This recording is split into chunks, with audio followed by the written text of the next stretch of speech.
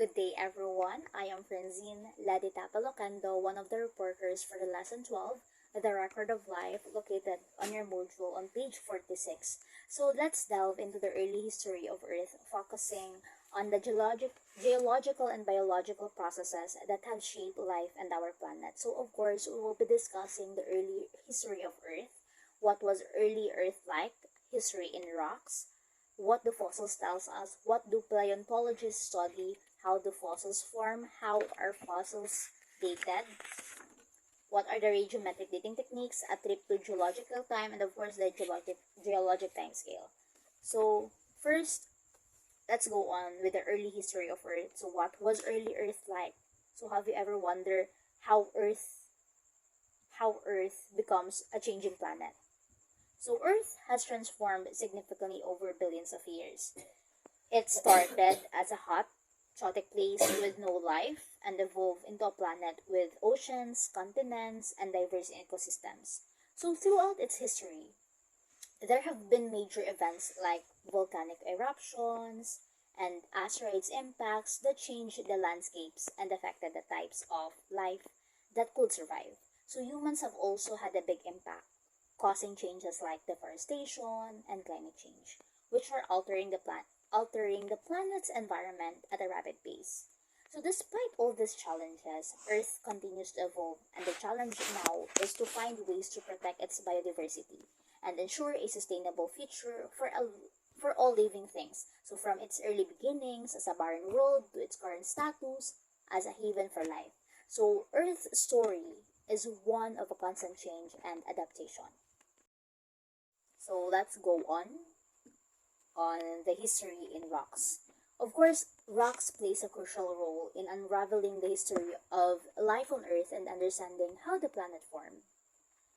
So over billions of years, geological processes like erosion, sedimentation, and volcanic activity have shaped the Earth's surface and produced various types of rocks. So here in our module says that scientists cannot be sure how Earth formed. So of course, because rocks are constantly destroyed and new rocks formed, scientists cannot study any rocks that were created in Earth's earliest history. So the oldest rocks found on Earth are about 3.9 billion years old. And of course, rocks are still an important source of information about the many forms of life that existed on this planet. By studying these rocks and their characteristics, scientists can piece together the puzzles of Earth's history, so from its tumultuous beginnings to the emergence and evolution of life. Fossils. What do fossils tells us? Some rocks contain fossils. A fossil is evidence of an organism that lived long ago and that became preserved in Earth's rocks. From fossils, scientists have discovered that millions of plants and animals living today are just a small part of all species of plants and animals that have ever lived. In fact, scientists think about 95% of the species of plants and animals that ever live on Earth are now extinct. How do fossils form? Often, fossils formed when plants and animals died in mud, sand, or clay. They became covered with more mud, sand, or clay. Over time, the area where the living thing died became compressed or packed down. It hardened into a type of rock called sedimentary rock. In a similar way, fossils are forming today at the bottoms of lakes, streams, and oceans. Fossils are also found frozen in ice or hardened into a tree sap called amber. How are fossils dated? When scientists discover a fossil, they want to know how old it is. There are several ways to figure out the age of fossils. One is a method called relative dating. Sedimentary rocks form in layers with new or younger layers added on top of older layers. The figure on page 153 shows an example. So you can go to page 153. Fossils in lower layers are thought to be older than the fossils in higher layers. How do fossils form?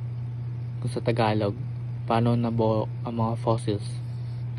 Ang mga fossils ay nabubuo sa pamamagitan ng proseso ng petrification, kung saan ang mga labi ng mga organismo ay natatabunan ng sedimentaryong bato.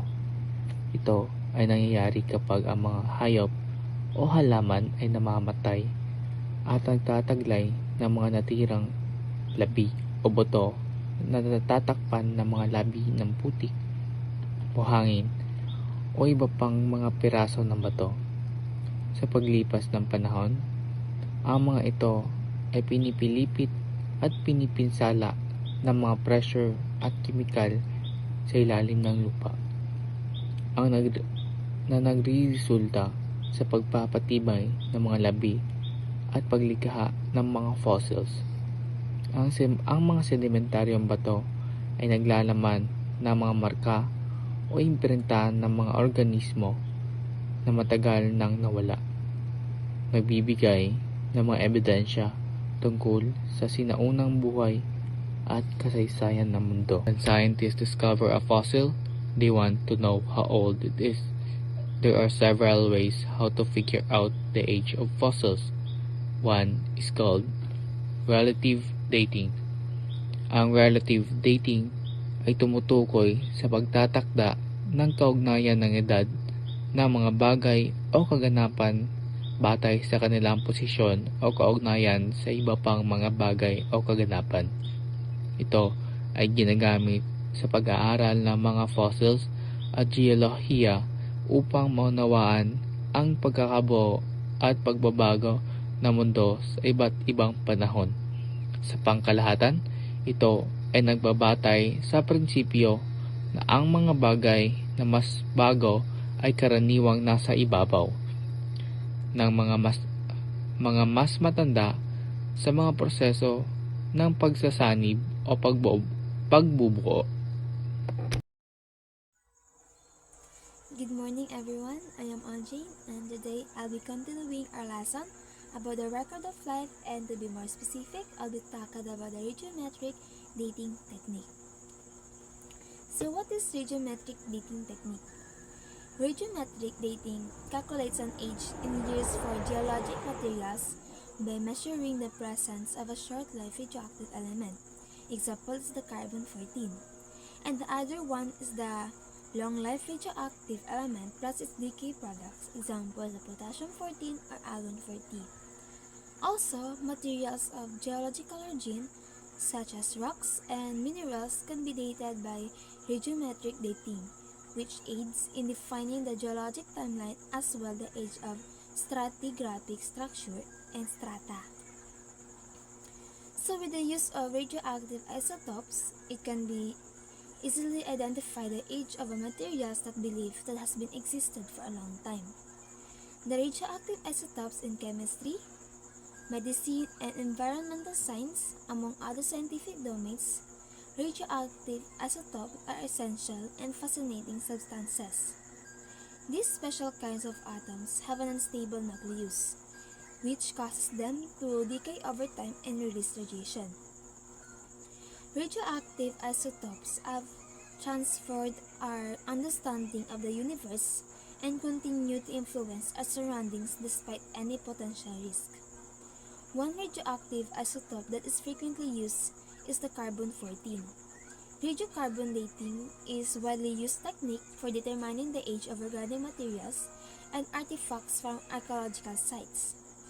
Carbon-14 has a half-life of approximately 5,730 years.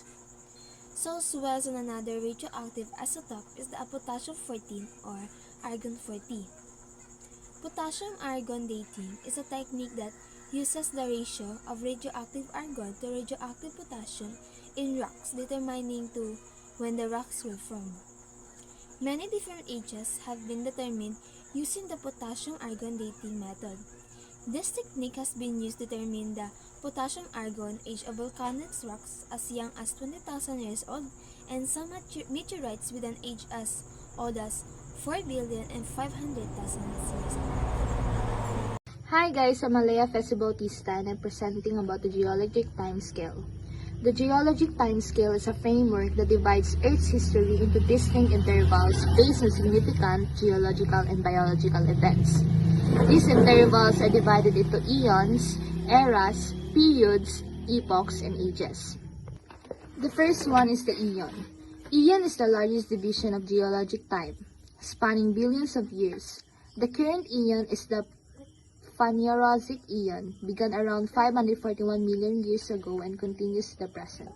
The second one is the era. Each eon is divided into eras, which are characterized by major changes in Earth's geology and life forms. For example, the Phanerozoic Eon is divided into 3 eras, which is the Paleozoic, Mesozoic, and Cenozoic eras. The third one is the period. Eras are further divided into periods, representing smaller intervals of time marked by distinctive rock layers and fossil records. For instance, the Paleozoic era is divided into periods such as Cambrian, Ordovician, Devonian, and Permian periods. Each period is characterized by specific geological events, climate changes, and the evolution of life forms. These divisions help scientists organize Earth's history and study the complex processes that have shaped our planet over a billion years ago.